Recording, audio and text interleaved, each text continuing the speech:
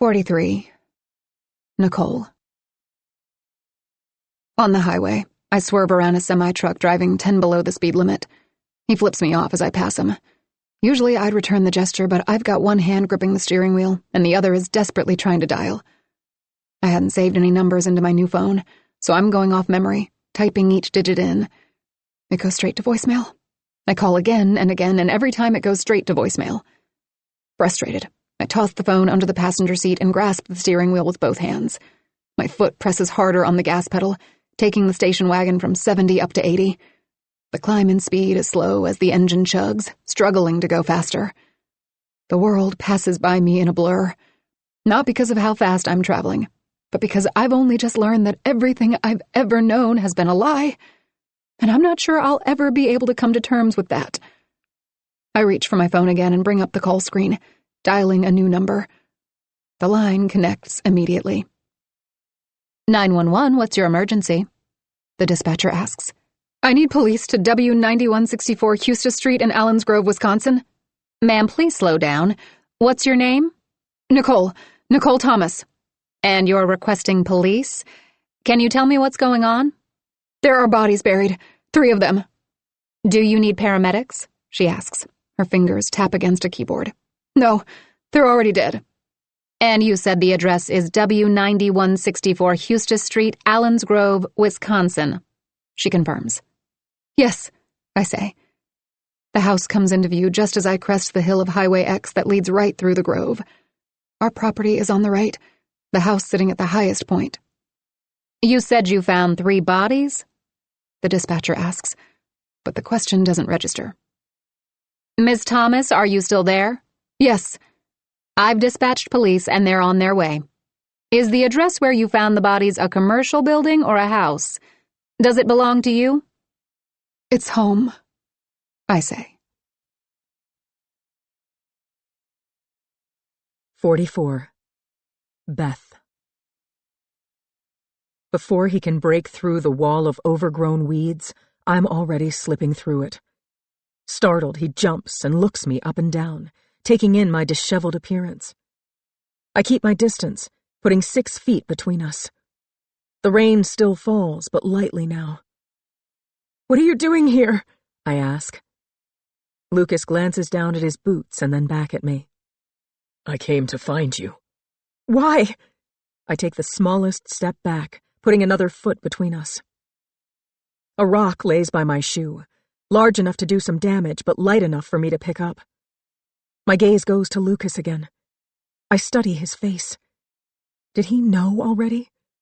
Is that why he seemed to be snooping around the house looking for something? Is that why he stormed off? Was I close to figuring it out and he needed to break me? What's going on? Is something wrong? I'm not sure what to say because I don't know if I can trust him, so I just stare back. You look like you've seen a ghost, Beth, he says, taking a small step toward me. I nearly flinch. I glance at the tangled web of overgrowth behind me. The truth is in there. The entire mess of 20-plus years reduced to 3 holes in the mud. I can prove I wasn't lying to him, even if it means tarnishing my own parents. I can give him closure, answers. Don't trust. Maybe he already has the answers. Maybe he already has closure, and he's here now to ensure that closure stays buried. Lucas, how did you know I was down here? I took the trash out, and then I was standing at the top of your driveway deciding whether or not to come talk to you.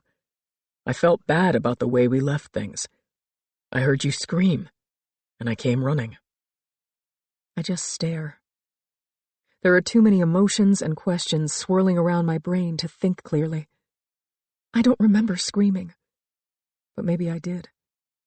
I can't even remember digging up the graves anymore. Beth, are you hurt? Lucas asks, taking another step toward me.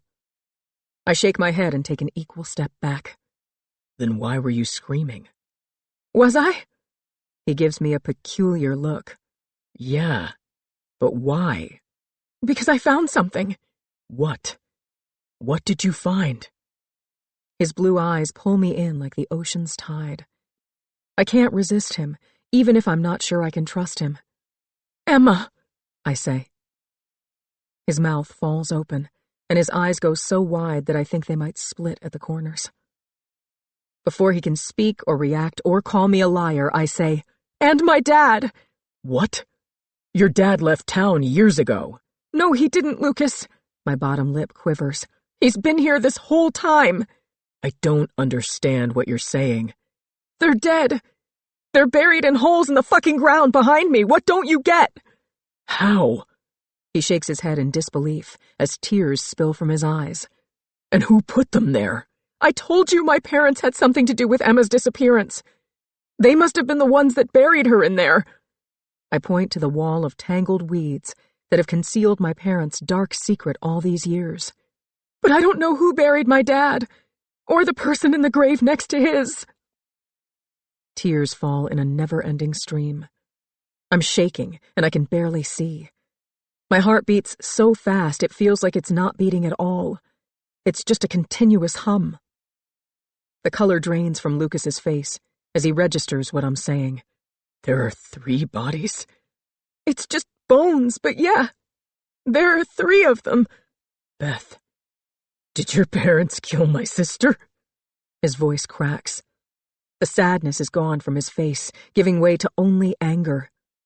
The red streaks from his tear tracks have melted, filling every bloodshot branch and tendril as they crack and fissure across the whites of his eyes. I don't know, Lucas! He balls up his fists, and a thick vein throbs in his neck.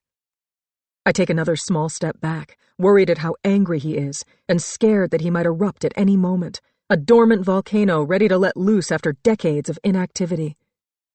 Lucas looks at me with narrowed, accusatory eyes. Do you think they killed my sister? I don't know. I tell him I'm sorry, because I don't know what else to say. Questions flood my brain, trying to make sense of it all. Why would they kill Emma? No, they couldn't have. Not Mom or Dad. But if they didn't kill her, why would they get rid of her body rather than call the police?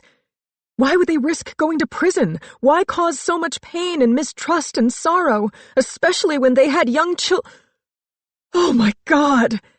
I let out a gasp as realization sets in and the pieces start falling into place. Lucas looks at me with wild, tearful eyes. What is it? Don't trust, I say. He takes another step forward. What? Don't trust what? Not what. Who? I hang my head, shaking it back and forth in disbelief. Who shouldn't you trust, Beth? He asks. The sound of metal hitting bone twangs with a dull thud, immediately muffled out of existence by the rain and wind. My head snaps up just as Lucas falls to the ground, blood gushing from where the shovel connected with his skull. I want to run to him, but I can't. I want to run away, but I can't do that either. Neither fight nor flight has kicked in. I'm frozen in fear and disbelief, completely immobilized. You should have just left the past in the past, Beth, Michael says, gripping the handle of the bloody shovel. I stumble backward several steps, putting more distance between him and me. Lucas lies still in the tall grass. I focus for a moment on his back and watch his lungs slightly expand and contract. He's breathing. He's still alive. What have you done, Michael? He tosses the shovel at my feet and pulls a gun from his pocket, pointing it directly at me. Pick it up and let's go. Back into the thick of it. Michael flicks the gun, gesturing for me to move. Please, don't do anything crazy. Jesus, Beth, I'm not gonna hurt you. I could have done that 1,000,000 times already if I really wanted. Now walk! I turn and look back into the dense mess of branches, dead vines, bushes, and trees. All these years, right in plain sight, this vegetation encased my mom's deepest secrets, the roots contaminated, feeding off the decaying bodies of the past. Am I about to join them? I crouch down and crawl through the opening, swallowed into a womb of death. That's far enough. Now turn around, he says, passing through the clearing and standing upright. My eyes go to the graves and the remains inside of them. This is why you wanted the house so badly, isn't it? Ding, ding, ding. If someone would have just let me give her a ton of money for this dumpy piece of shit house, we would all be on our merry way. But nope, you just couldn't do that, Beth. You can have the house, I say. It's too late for that. Who else knows about this? Just me. Where's Nicole? He scans the area and listens for movement through the storm. I don't know. Mom's station wagon wasn't parked out front when I pulled in. Did she leave? She must have. Probably opened that letter from Mom and went and got a fix. Shit, when I read it, I thought about shooting up heroin, and I don't even do drugs, so I can't imagine what it did to her. He smirks. What are you talking about? I may have switched mine with hers, he says with a shrug. Mom had much nicer things to say to Nicole than she did to me, which was surprising since one of us is a drug addict and the other is a successful tech entrepreneur. Yeah, and one of you is a murderer. So I bet for Mom that canceled out your success. I'm not a murderer, he says in a serious tone while standing stone-faced. I gesture to the holes. Then why are you pointing a gun at me while hovering over 3 unmarked graves? His eyes shift to the holes, and he sighs, lowering the gun to his side. But I notice his finger is still on the trigger. Did you kill Emma? I ask. No. It was an accident. How? If it were an accident, Mom and Dad wouldn't have buried her. They would have called the police. Maybe. Maybe not. He shrugs. It's hard to know what someone will do in a stressful situation. What happened? I press. He pulls his lips in. Does it matter? She's dead. Has been for a really long time. It matters to me. Like I said, it was an accident. His nostrils flare. How? We were playing down by the creek, skipping rocks, just goofing around. We climbed the hillside to the bridge so we could skip rocks from up high. Emma leaned over the guardrail and pretended she was in that Titanic movie, arms out, declaring she was the queen of the world. There's a sheen to his eyes, but he speaks with no emotion, like he's reading from a cue card, a rehearsed speech. I thought it'd be funny to scare Emma, so I ran at her like I was going to push her off. I wasn't going to, but she turned just in time to see me running and got startled. She leapt back and fell. Michael lets out a sigh and blinks 5 or 6 times, as though there's distance between himself and his story. She missed the creek by a foot, hitting the bank instead. Her head must have caught a rock because there was blood everywhere. His jaw tightens. I tried to wake her, but she wouldn't move. I was just a child. I didn't know what to do, so I covered her with brush like we were playing a game of hide-and-seek. What about Dad? I told him what happened later that night, after everyone got back from searching for Emma. He cried and he held me and he said he would take care of it. I'm not sure I believe him, but I'll pretend I do because his finger is still on the trigger. But why is Dad lying in one of those graves? He looks at the holes again, and then back at me. How do you know it's him? Because he's wearing his wedding ring. Michael nods, and his mouth forms a hard line. I don't know what happened to Dad. Did you know he was buried here? No. I don't believe him. He just learned that our dad is dead and buried in that hole, and he's not shocked or sad or devastated. He had to have known. I want to scream, but I need to stay calm. I need to keep him talking, because he might be the only person alive that knows the truth of how these 3 bodies ended up buried on our parents' property. Why didn't you ever come home after Dad disappeared? Because it wasn't home to me anymore, he says with a shrug. Another lie. His hand grips the gun a little tighter. Who's in the 3rd grave? I ask. Your guess is as good as mine. I only knew about Emma's. And Dad's, I correct. Michael lets out a heavy sigh and shakes his head. The guilt put him in that hole more than I did. What do you mean? Dad never forgave me for what happened to Emma, and he never forgave himself for his part in it. Can you blame him? Yeah, I can, he yells suddenly. It was an accident, and I was a kid. He could have gone to the authorities, but he chose not to. The memory of Dad pushing me off my bike and out of the way of an oncoming car floods my mind. His head cracked against the windshield as he took the hit that would have probably killed me. Only my small knees were scuffed up thanks to him. That was the kind of man he was. He would do anything to protect his children. Dad didn't go to the police to report Emma's death because he didn't think he had a choice. It couldn't have been an accident. What happened to Dad, Michael? A tear rolls down my cheek as I remember all that time I spent searching for him. I destroyed my life trying to find him, and he was dead all along, buried in the backyard of my childhood home. Like I said, he never forgave me or himself. There's anger and resentment in his voice. I came home 7 years ago. The girl I was dating had passed away unexpectedly, and I wanted my mom and dad. I was depressed and broken and alone. Doesn't matter how old you get, sometimes you just need your parents. I lift a brow. Did you kill her? Your girlfriend? Fuck you, Beth, he spits. You're just like Dad. That's exactly what he thought, and he wouldn't believe otherwise. He kept asking question after question while I was grieving, or at least trying to. I could see it on his face. He thought I was some psycho killer. Michael shakes his head and scoffs. It was obvious he regretted protecting me. He thought he'd made a mistake. You can't be sure he thought that, I say. You're right, I wasn't sure. Until I was. What do you mean?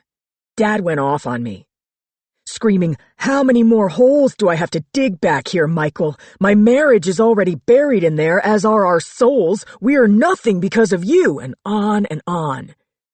He had every right to be mad and yell, but he should have been doing that in a mirror. He made his own decisions. But then he lunged at me, wrapped his hands around my neck, and squeezed as hard as he could. He was trying to kill me, and it was self-defense. I keep my eyes on Michael, watching carefully for any sudden movement. He's not looking at me anymore. He's staring off into the woods, almost in a trance, like he's reliving that memory. What about Mom?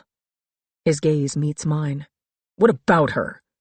Did she know what you did to Dad? She helped me bury him. Something in me breaks. Maybe it's my soul. Mom knew? How could she go along with something like that? How could she watch me lose my family while trying to find him? How could she sit back and watch Nicole destroy herself with drugs? Why would she ever let us believe that Dad was out there? Let us hope that one day he would return and walk right back into our lives. Why would she do that? I ask. Because it's what Dad would have wanted. Dad wouldn't have wanted any of this. Look what it's done to our family. I narrow my eyes at him, realization dawning. He didn't reappear after 7 years to lay Mom to rest. He's here to make sure the past stays buried. How the hell did I get an email from Dad this week if he's lying in that hole, Michael? Oh, come on, Beth. That's an easy one.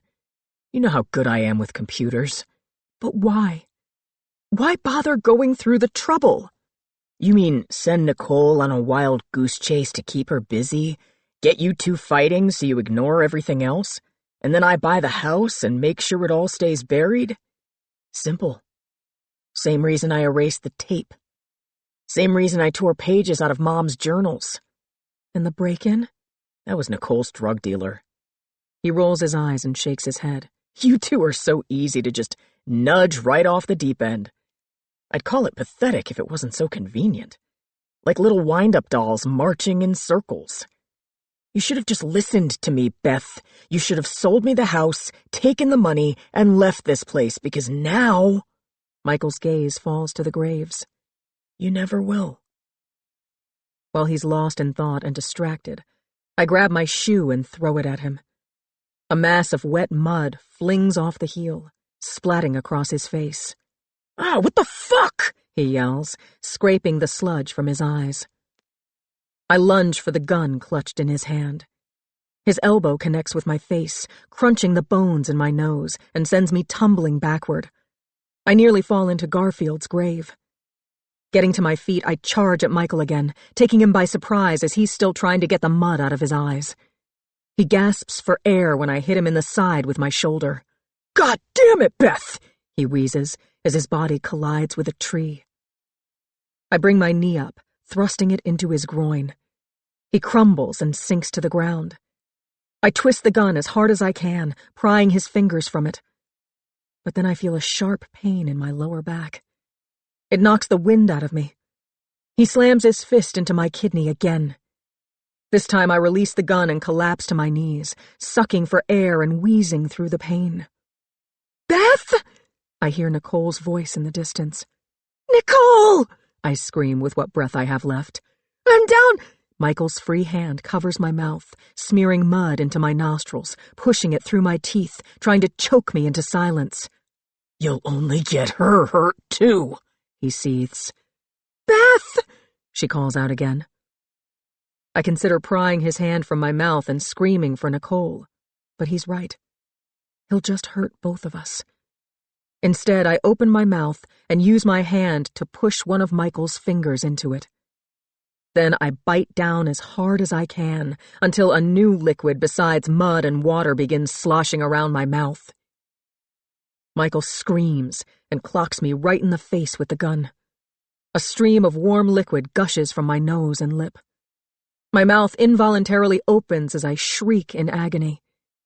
He pulls his mangled finger free from my teeth.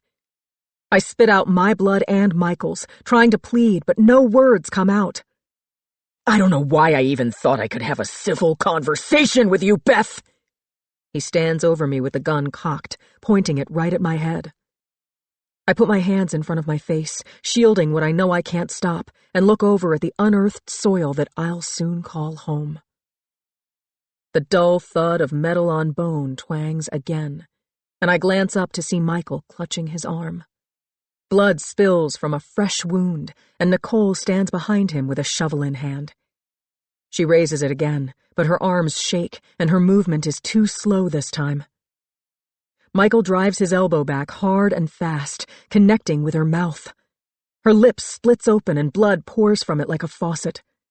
She stumbles, tripping over a fallen branch, her head smacking against the ground. I'm on my feet, taking 2 steps and diving toward the shovel. Michael notices my movement and lunges to beat me to it. Nicole lifts her leg and trips him mid-stride, causing him to crash face first into the mud. I grab the shovel, raise it over my head, and swing. Just before the blade hits his skull, he rolls out of the way. The shovel punctures the ground. Sirens roar in the distance, and Michael's eyes go wide as panic sets in. The only way out is death, either his or ours. And he knows this. He raises the gun again, pointing it at me. But Nicole leaps forward, grabbing onto it with both hands. I follow suit, and now the 3 of us are grappling over the pistol, tugging back and forth like we're children again, fighting over our favorite toy. The sirens grow louder and louder, slowly drowning out our grunts and curses and cries and pleas. Nothing but sirens, until the gunshot rings out. 45. Nicole. Red and blue beams dance all through the overgrowth. A sparkling light show reflecting off the raindrops still clinging to branches and leaves. There's lots of shouting, but it all sounds far away, like the volume has been turned down on my life. Casey stands beside me. His hand is between my shoulder blades, rubbing, massaging. He's talking, but I can't hear what he's saying. My attention is fixed on the gurney being carried across the yard by 2 paramedics. They load it into an ambulance. Lucas is seated at the back of another ambulance. One paramedic is wrapping bandages around his head, while another is checking his eyes with a flashlight. Lucas is going to be okay, Beth says over my shoulder. For some reason, her voice cuts through all the fog and registers. He is? I ask. Yeah. but they're going to bring him in for an MRI to make sure there's no bleeding or swelling in the brain. What about you, Beth? Casey asks, his thick brows draw together with concern. Did the paramedics check on you? Briefly. You should go to the hospital and have a doctor look you over. The both of you. His eyes shift between Beth and me. She's soaking wet from the rain, covered in mud. Her skin is a mix of black and blue, and dried blood clings to her face. I'm sure I look the same. We nod and tell him we will. With the gurney loaded, one paramedic jumps in the back, and the other races around the ambulance to the driver's seat. How's Michael? Beth asks. Casey purses his lips, as though he's not sure if he should answer. The doors of the ambulance close with a thud. The lights flick on, and the sirens roar as it speeds up the driveway. They don't know yet. He finally lands on. He's lost a lot of blood and hasn't regained consciousness. They'll have to bring him in for emergency surgery in order to find out the extent of his injuries. Gunshots to the stomach are tricky. Beth and I exchange a look of fortitude. We did what we had to do. But I think it was me who fired the shot. I can't be sure. It all happened so fast. But it all happened so slowly, too. Moments that change us don't play by the rules of time. They're everywhere all at once. What are they going to do about the 3 graves? Beth asks. She turns her head, looking down at the valley where dozens of cops roam the property. They'll excavate the bodies, bring them in for identification, and open an investigation. Casey explains. Detective Dunn? An officer calls from the top of the hill. Yeah, Casey says. Captain needs you. Casey nods and tells us he'll be back shortly. He joins the other officer and heads down the valley. I tilt my head and look to Beth. Are you okay? I will be, she says. Thanks to you. I didn't do anything. Yes, you did, Nicole.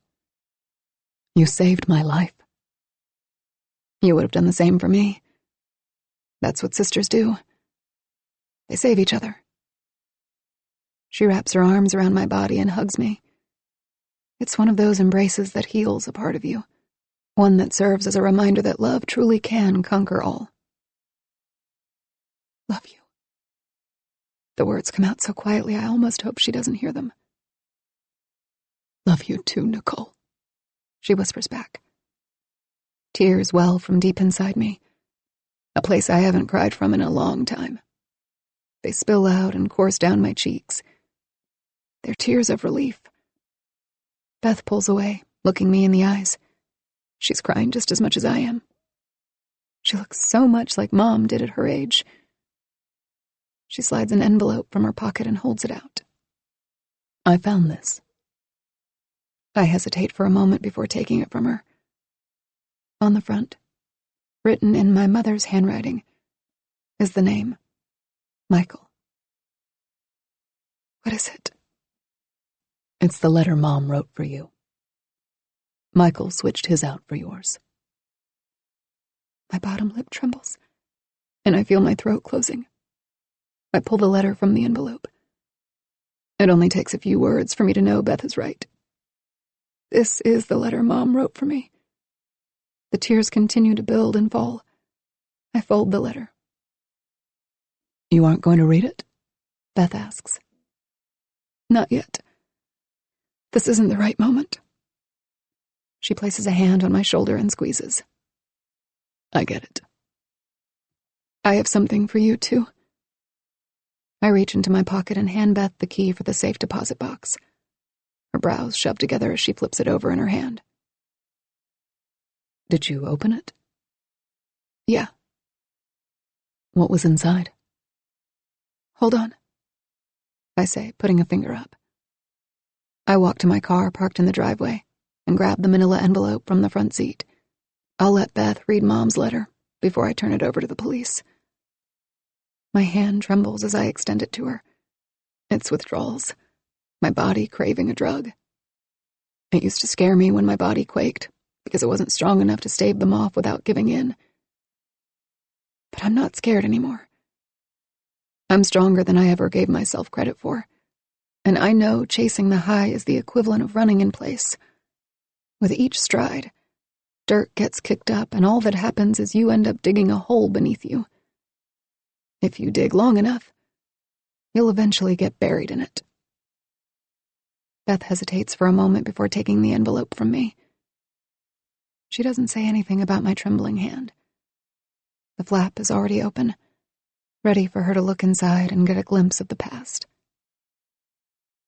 "What is it?" she asks, briefly looking at me. "It's everything Mom wanted us to know." "And what's that?" "The truth," I say.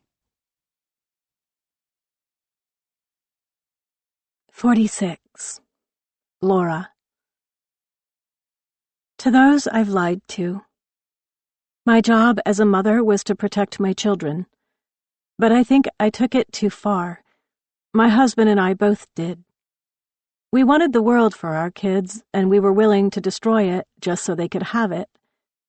I've lived with this for over 20 years, and I know I'll die with it too, but I won't take it to my next life. In death, I want to be free of it. This is the truth of what happened to Emma Harper, Christy Roberts, Charles Gallagher, and my husband, Brian Thomas. This is the truth of what we did. On the evening of June 15th, 1999, my husband, Brian, told me Emma Harper was dead, and we needed to get rid of her body. He didn't tell me why. He didn't tell me what happened. He just told me it needed to be done. Somehow, I went along with it. It's strange how quickly we can do the things we thought we never would. It only takes a second to make the wrong decision. After we buried her, I knew it wouldn't be the end of it, but I thought the hardest part was behind us. It wasn't. Seeing Emma's parents, Susan and Eddie, go through the grief of not knowing where their child was, that was far worse. In order to know what happened to Emma, we have to skip ahead to Charles. Brian called in the anonymous tip. I was overcome with guilt that he was suffering because of us, so I planted Emma's bicycle. Despite Charles's acquittal, Eddie was convinced he had something to do with Emma's disappearance. He killed Charles in a fit of drunken rage after leaving the boar's nest on December 27, 1999. The night Charles was murdered, I learned the truth of Christy Roberts' disappearance and what happened in Emma Harper's final moments. Eddie couldn't let it go, so he took matters into his own hands. He beat Charles to death in the Allens Grove Park. Brian cleaned up the mess and made sure Eddie wouldn't go down for it. How could he not? It was our fault that Charles was dead and that Eddie was now a murderer. Grief makes you do things you normally wouldn't do, the kind of things that splinter your soul. What happened to Emma in her final moments? You'd have to ask my son, Michael, about that. But I know he would lie to you just like he did to Brian. Michael told Brian it was an accident, that he and Emma were playing down by the creek, just being kids, that she'd fallen from the bridge when he startled her. He told us he panicked and didn't know what to do, so he dragged and hid her body under the bridge, covering her with branches and long grass. Then he went back up to the house and showered like nothing had happened. I remember making dinner that night. I prepared pork chops, mashed potatoes, and corn on the cob. Brian and I even split a bottle of Sauvignon Blanc to celebrate how well Groovin' in the Grove had gone. He and I clinked our glasses, sipped on the crisp, zesty wine, and took our seats at opposite ends of the table, completely smitten with one another. Michael sat to my right, Beth and Nicole sat to my left. I smiled at each of them, and I remember asking myself how I got so lucky. I really took in the moment, not realizing I'd never have one like it again. Nothing seemed out of the ordinary. We were just a happy family enjoying a home-cooked meal together. After learning the truth, that's what disturbed me most of all, that nothing seemed out of the ordinary. It wasn't until much later that evening, after we had been informed Emma was missing, and after we'd spent the night looking for her, that Michael finally confessed to Brian what had happened. I think Brian knew Michael wasn't being honest, or, at the very least, deep down in his gut, he knew. That little pang of doubt is why Brian was convinced he couldn't call the police. Brian didn't learn the truth of what had actually happened to Emma until Christy Roberts knocked on our door a couple months later. She showed Brian a roll of developed film, tucked in an envelope from the Kmart photo department. Inside was a stack of 4x6 photos. Brian said if you viewed them in quick succession, it looked like one of those old flip books, the images animating a dark truth and uncovering the lie our son had told. She hadn't fallen on her own. Michael had shoved her right off the bridge. We don't know if Michael meant to push her so hard. You can't tell from a picture. But he did splash water onto the blood that poured from her skull, making sure it seeped into the dirt. Then he dragged her body under the bridge, covering her with vegetation. He never even checked for a pulse or to see if she was breathing. 50 photos captured all of it. Christy didn't say anything, didn't tell anyone what she had seen. I don't know why. Maybe she was scared, or maybe it was because she had something else in mind. She didn't take the photos to the police. She took them to Brian and made him an offer. She said he could have them if he paid her $5,000 and helped her get out of town. For her, her freedom was more important than the truth. It took Brian a while to scrounge up the money, because we didn't have much as it was. He sold most of his guns, picked up extra shifts at work, emptied out a chunk of his 401k. He was smart about it because I didn't even notice. Then he paid her off, helped her get a fake ID, and put her on a train heading south from Harvard, Illinois. I do remember Brian being tired and run down. I figured the guilt was eating him away, too, but then Christy went missing, and I knew he had something to do with it.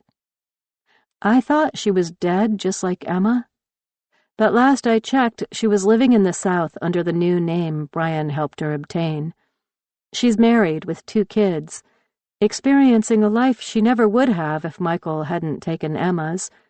Christy is the only one that got a happy ending out of all of this. They say it's the truth that will set you free, but they never specify whether telling the truth or knowing the truth will give you your freedom. It's obvious we were never the same again after the summer of 1999. It changed our perspective on everything. We no longer tried to protect our children from the world. Instead, we tried to protect the world from Michael. Since the decision was made to hide what he had done, we knew it was on us to make sure he never did it again. We wanted to fix him, rehabilitate him without the law involved. After all, he was just a little boy, and he was our little boy. I had read about children who did very bad things, but grew up to be perfectly normal adults. Brian and I wholeheartedly believed Michael could be one of them. So we kept him busy, enrolled him in coding classes, bought him a computer, and sent him to summer camps, all in an effort to direct his energy toward something else. Brian kept a close eye on him at all times, monitoring everything he did. We smothered him with love and attention, most likely neglecting our daughters in the process, but we had to. We needed to make sure what he did to Emma was a one-off. We needed to protect our other 2 children. It was our responsibility because we'd covered it up. When Michael made good grades, graduated high school, and was accepted into a great college on a full-ride scholarship, we thought we had done the right thing. But then He showed up at our doorstep in 2015, completely grief-stricken. He had driven 31 hours straight. He said his girlfriend had died in a freak accident and that he needed his parents. He said he took time off from work to process the loss and that he wanted to grieve at home with us. We hugged him while he cried and fell apart in our arms. I remember exchanging a quick look with Brian while we held our broken boy, and I saw it in his eyes. Regret, remorse, shame, defeat. He believed Michael had killed again. He believed we had failed as parents. The next day, the two of them got into an argument. Brian kept asking him questions, rapid fire, one after another about his girlfriend and her death. It was more like an interrogation. Michael grew angrier and angrier, but he answered each one. I tried to get them to cool off, told Brian to take it easy on him, that it could have been an accident. But I think between the guilt Brian had lived with for the previous 16 years and knowing Michael had lied to him about what happened to Emma Harper, he could never believe him again. He told Michael he had learned the truth about Emma's death. Michael denied it all. They screamed at one another, hurling insults back and forth, saying the most hurtful things they possibly could. I was in the kitchen cooking dinner when the fight turned physical. The yelling stopped. There was a crash in the back bedroom, a struggle, a thud. I turned off the burners on the stove and stomped down the hallway to break it up.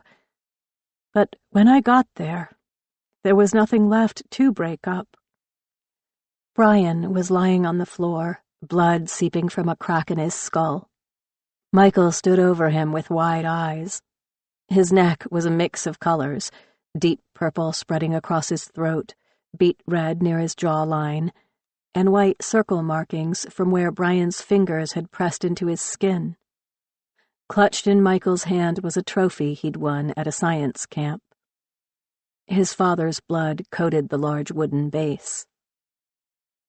I've never cried so hard in my life. I broke a rib while sobbing. Michael said he thought Brian was going to kill him. He said he couldn't breathe, and he wasn't thinking when he struck him in the head. He said he was sorry, that he wished he could take it back. He claimed it was an accident. Then he said it was self-defense. I didn't know what to do. But I knew what Brian would want me to do. He spent his whole life trying to protect his children. Death wouldn't change that priority. So I told Michael this was it. This was the last time we were going to protect him. We buried Brian's body next to Emma's. It's why I chose to be cremated and have my ashes spread around the property. I knew it was the only way I could lie with my husband in death. I gave Michael the keys to Brian's truck and told him to drive it to Texas and leave it somewhere near the Mexican border. I told him to only use cash, to keep his face covered, and to go back to California when he was done. I told him to pretend that he was never home. Only Brian and I had seen him anyway.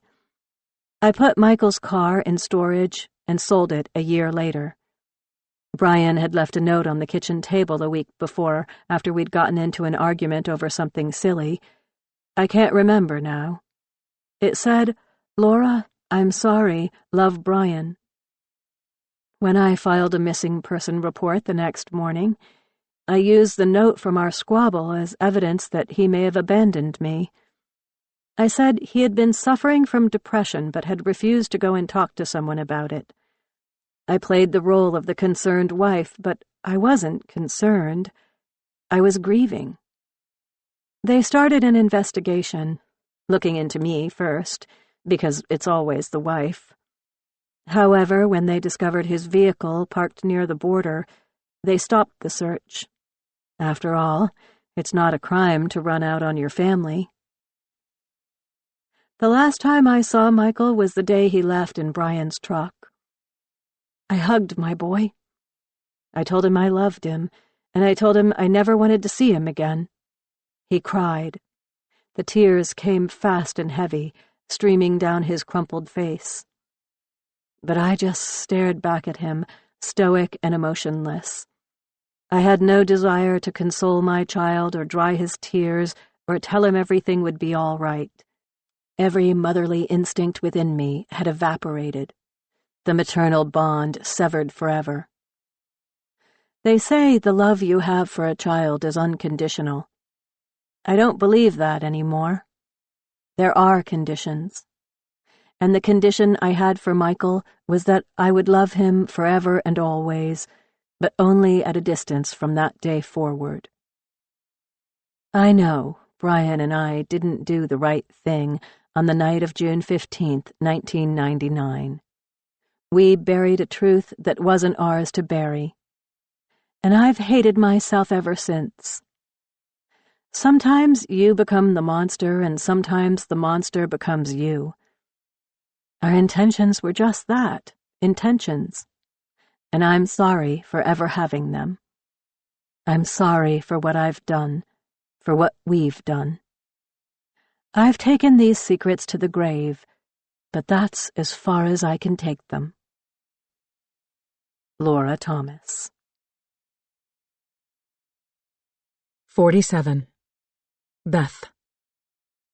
3 years later. The butter spurts and hisses as I crack an egg into the skillet, and then another, and another. Hash browns cook in one pan, sausage in a smaller one. The smell is divine, and this cozy combination is my favorite way to start a morning with my family. I look to my right and smile, watching Marissa methodically turn the hash browns to get them crispy. My daughter wears a look of determination. Everything she does is done to perfection, a trait she picked up in the military. "How's it going over there, sous chef?" "Fine. These just take forever to cook," she says, flipping them over again. Potatoes always do. If you crank the heat up to 9 or 10 and add some more butter, the fat and oil will help crisp them faster. Marissa nods, turns the burner up, and adds a glob of butter. She won't ever know how much just standing next to her in the kitchen means to me. Well, maybe she will one day, when she has children of her own. She and I have healed these past 3 years, really worked on fixing our relationship. Much like the eggs I just cracked into the skillet, sometimes something needs to be broken before it can be repaired, and I mean truly broken. A cup that has some cracks in it but still holds water, you don't work on fixing it. Instead, it goes to the back of the cabinet. But a shattered cup needs to be mended to work again.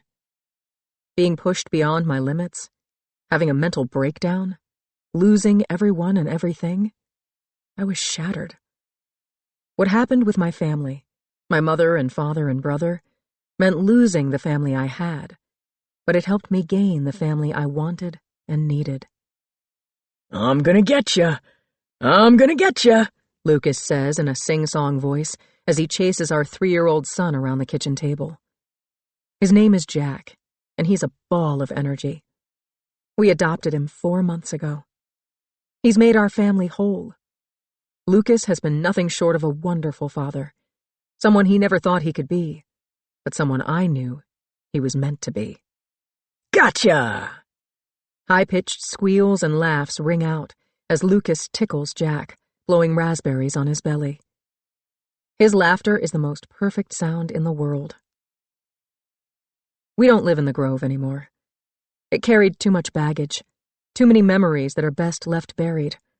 Actually buried. We didn't move far, just a few towns over, but that change made all the difference. We don't have to see those familiar streets with reminders of what happened, or run into people we don't want to talk to who know about our past. It was a fresh start. Lucas and I married 18 months ago. It was 18 years overdue, in my opinion. It was nothing extravagant, just a courthouse wedding, something intimate and small. Nicole was our witness. She and I have helped one another heal in ways neither of us thought possible. All these years, the secret that kept us apart was actually the one that united us. Before, we were bound through pain, with bindings that cut and constricted. But now, we are bound by love, hope, and our desire to live better lives and be a better family together. Michael didn't die that day. He was in the hospital for a long time. He had countless surgeries. His recovery was grueling and painful. But he did survive, and I think that was the worst thing for him. A boy that was so proud to have outgrown the Grove is now confined to a 6x6 cell, only 30 miles from his hometown. It's like he never really got out.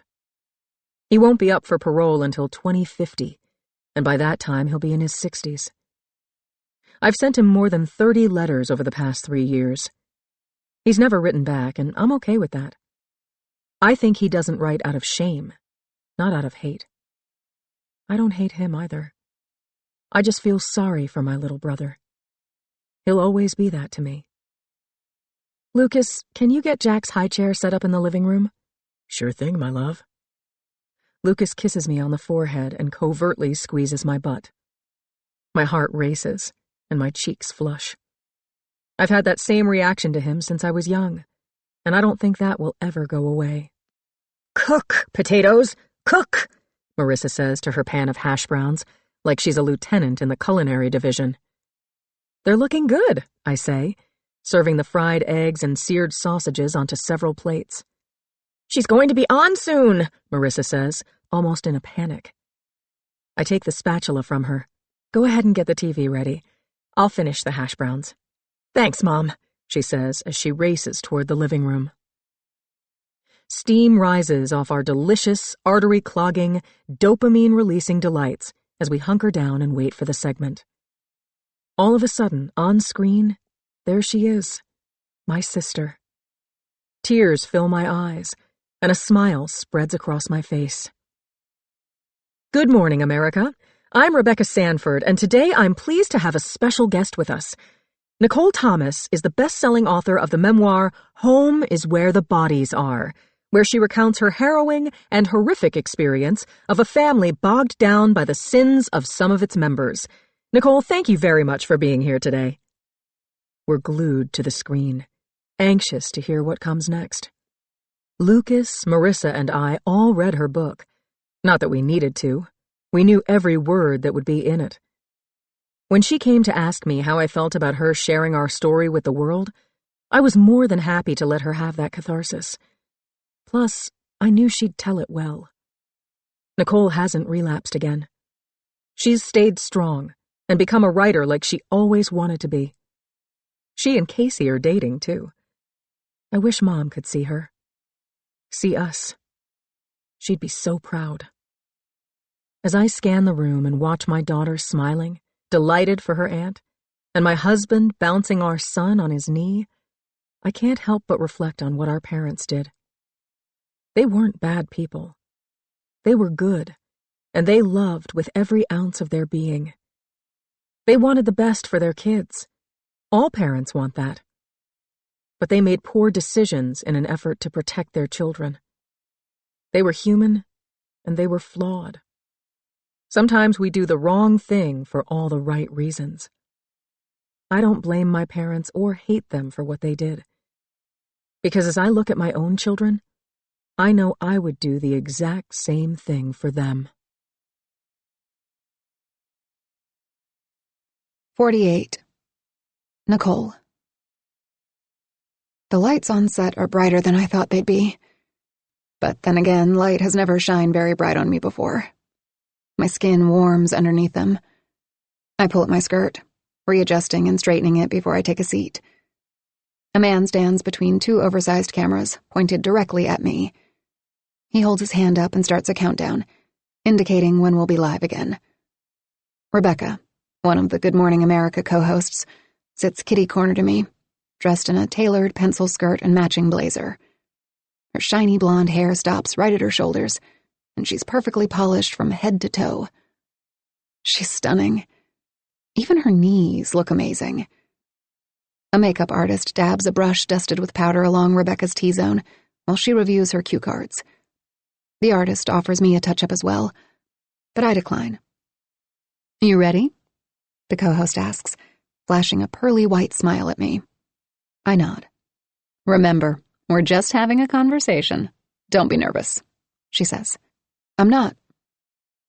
I spent my whole life being nervous up until I realized that life happens in between the beats of our own heart. And if it thumps too fast, there's no space for us to live. The man between the cameras calls out, "And we're live in 5, 4. And silently, his fingers mark 3, 2, and then he points at Rebecca, who introduces me, smiling as she speaks. She says, "Nicole, thank you very much for being here today." "Thank you for having me, Rebecca." "Of course. So, tell us a little more about your novel." "Yeah, sure." I want to correct her, explain that it's not a novel, but I don't. Home is Where the Bodies Are is about life. My life, to be exact. But I think we all endure similar experiences in a way. Maybe not the same ones I have, but there are universal themes. It's about death, grief, regret, the things we need in life and the things life needs from us. It's about love with and without conditions. It's about addiction and healing. But most of all, it's about family. What it means to be one, what it means to have one, and what it means to lose one. Well, I read it and loved it. It's riveting. I politely smile back at her. It's only riveting if you haven't lived it. So, 3 years ago, you found out your parents covered up a murder that your brother committed back in 1999. How did that feel? She asks. This is exactly why I should have bit the bullet and paid for a publicist, to ensure questions like this weren't asked. I let out the smallest sigh to make sure it's not picked up on the microphone clipped to my blazer. It felt like my whole life had been a lie, but knowing the truth made sense of the life I had lived. She arches a brow. What do you mean by that? I mean that it allowed me to give myself grace. I didn't excuse myself, but I forgave myself for all the things I'd done wrong, just like I forgave my parents and my brother. Wait, you're not angry with them? She peers out at the live audience seated behind the cameras. I know I would be. Anger is easy, Rebecca. It's the most rudimentary of human feelings. Babies experience anger. Psychopaths experience anger. People with little to no brain activity experience anger. But compassion and forgiveness are challenging. They're the most complex of all the emotions. So no, I'm not angry with them. She tucks her chin in and flips through her cue cards quickly. If your mom and dad were sitting across from you right now, what would you say to them? I smile the smallest smile at Rebecca. She's probably thinking I'll break down in tears, and she'll have this incredible moment for television, cementing her as a top journalist, maybe even getting her a Daytime Emmy nomination. But I won't shed any tears today. I would tell them I love them, I say. That's it? She furrows her brow. There's nothing else you would say to them? I pause for a moment, considering my answer and the one she wants to hear. I'd also reassure them that they were good parents and that they did the best they could. Rebecca moves her mouth side to side and flips through her cue cards again. What about your brother, Michael, who might be watching? She looks at the camera. For those that don't know the story of the Thomas family, Michael Thomas is currently in prison for the next 50 years for the murder of his father, Brian Thomas, assault with a deadly weapon, kidnapping and desecration of a human corpse, among a number of other charges. Rebecca looks back to me with her most serious face. What would you say to your brother, Michael, if he was sitting right here, Nicole? I'd tell him I love him. I'd remind him of the times he used to sleep on my bedroom floor when we were kids, because I was terrified of the monsters that lived under my bed. I'd thank him for keeping me safe and keeping the monsters at bay. But I'd also tell Michael I'm sorry for not protecting him from them too. A single tear rolls down my cheek. Rebecca's smile widens, and I hear the hum of one of the cameras zooming in to capture it. I don't wipe it away, because it's not for them. You're going to read a little for us today from your book, right? She lifts her hands to get the audience to cheer, and they do, because this is show business, and you do what the show tells you. Yes, I say, but just the prologue. Perfect. Let's hear it. I pick my book up from the table beside me and open it to page 1. Before I start, I clear my throat and exhale through my nose, breathing in the present, breathing out the past. The best stories come from those that are flawed. Broken, really. Those who have endured trials and tribulations. Those who have faced the world and come out on the bottom. Only they can tell stories worth listening to. For they have had more than one beginning, more than one middle they've dragged themselves through, and more than one ending. And despite it all, their story continues. My name is Nicole Thomas. I'm a lot of things. A former drug addict, an older sister to a murderer, a younger sister to one of the bravest women I know, a daughter to flawed parents who loved their children to a fault, an aunt to a niece who has seen me at my lowest points but loves me anyway, an aunt to a nephew I hope never sees that side of me, a good friend and a bad friend, a liar and a straight shooter, but most importantly, I'm a storyteller. This is my story, and it starts at home, because home is where the bodies are. Acknowledgements. Recently I read that most people don't even read the acknowledgements at the end of a book.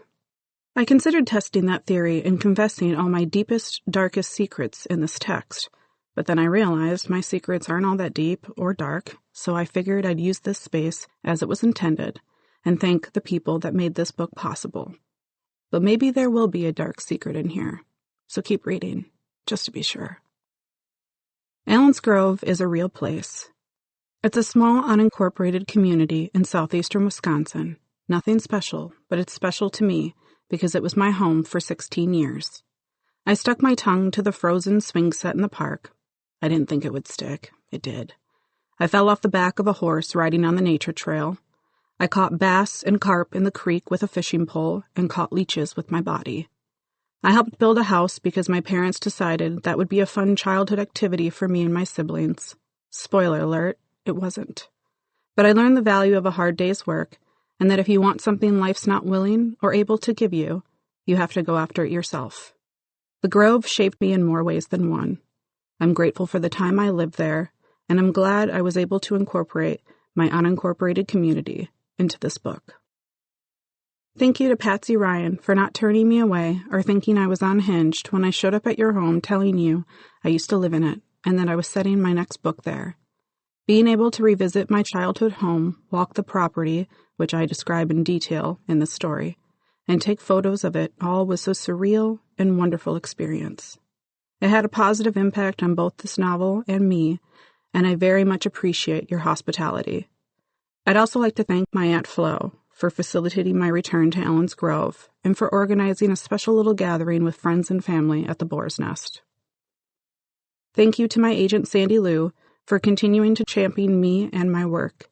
When you reviewed this book and highlighted all the quotes you loved, it was exactly what I needed to boost my confidence and keep me going. Thank you to the entire team at Blackstone Publishing for being on this journey with me for the long haul. This is my third book with you, and I'm so appreciative to have the opportunity to work alongside a group of such talented individuals. Thank you to my editors, Josie Woodbridge, Celia Johnson, and Catherine Zentgraf for improving this book tenfold. Thank you to Stephanie Stanton and Sarah Riedlinger for creating another gorgeous cover, which I'm beyond proud to have as the face of my work. Thank you to Rachel Sanders for being the best marketing director an author could ask for. You're an MVP, marketing vice president, to me. Thank you to Sarah Bonamino for your stellar publicity efforts and for keeping me organized and sane on the last book tour, which is not an easy task. Thank you to the sales team for hawking my wares all across the United States. especially John Lawton, Brad Simpson, and Brian Greene. Thank you to Stephanie Coven for getting my books into the hands of readers around the world. Thank you to the social media team for all your online support, especially Bella Bedoya. Thank you to Sean Thomas for creating the most stunning book trailers that I think could easily rival Hollywood. This is not an endorsement for Sean to join Hollywood because I would like more book trailers created by him. Thank you to Anthony Goff, a.k.a. A, but not from Pretty Little Liars, I asked, for always being there to listen and provide advice or comedic relief. Thank you to Josh Stanton for CEOing like no other CEO has ever CEO'd before.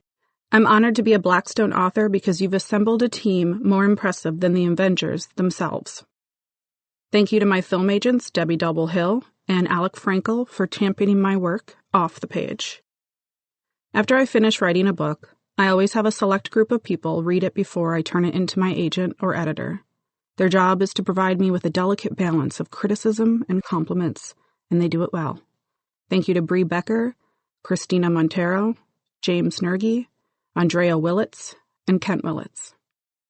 Huge shout out to my beta reader, April Gooding. I am capitalizing and bolding your name to make up for the fact that Microsoft Word auto-corrected it in the last acknowledgments, causing me to think a person I do not know and may not even exist. April, this is the 4th book of mine you've touched, and once again, you made it so much better. Thank you to my mom for capturing so much of my childhood with that hefty camcorder you lugged around on your shoulder. It was me watching those home videos when I was missing you that led to this story. I like to think it was you that brought the idea to me. Shout out to the extremely talented and equally kind authors who took the time to read and blurb my novel. I appreciate it so much. Thank you to Ashley Flowers, Mary Kabika, Hannah Mary McKinnon, Karen Dion, Stacy Willingham, Ashley Winstead, Lisa Gardner, Peter Swanson, and Lisa Jewell. If I don't say thank you to my husband, Drew, I'll never hear the end of it, so thank you, Drew. But seriously, I couldn't do any of this without you by my side. Thank you to the people who make the book world a better place just by facilitating and sharing their love for reading. I'm looking at you, librarians, booksellers, book talkers, book reviewers, bloggers, teachers, and bookstagrammers. Finally, thank you to my readers. Without you, my books would just be diaries, as I'd be the only one reading them. You're the reason I get to do what I love, and I'm eternally grateful. Special shout out to my gaggle of silly geese, aka the members of my Facebook group, Geneva Rose's Convention of Readers.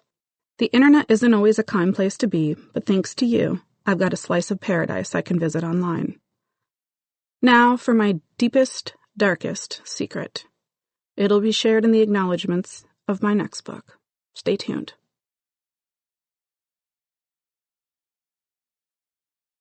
This concludes the reading of Home is Where the Bodies Are by Geneva Rose. Copyright 2024 by Geneva Rose. This book was read by January Lavoie, Brittany Presley, Cassandra Campbell, and Andrew Iden. Prologue and acknowledgments read by Geneva Rose. This unabridged recording was produced in 2024 by Blackstone Publishing, which holds the copyright. Neither this recording nor any portion of it may be reproduced or used for any purpose without prior written authorization from Blackstone Publishing. Home is Where the Bodies Are is also available in print and ebook from Blackstone Publishing. For a complete listing of our titles, visit our website at www.downpour.com. Thank you.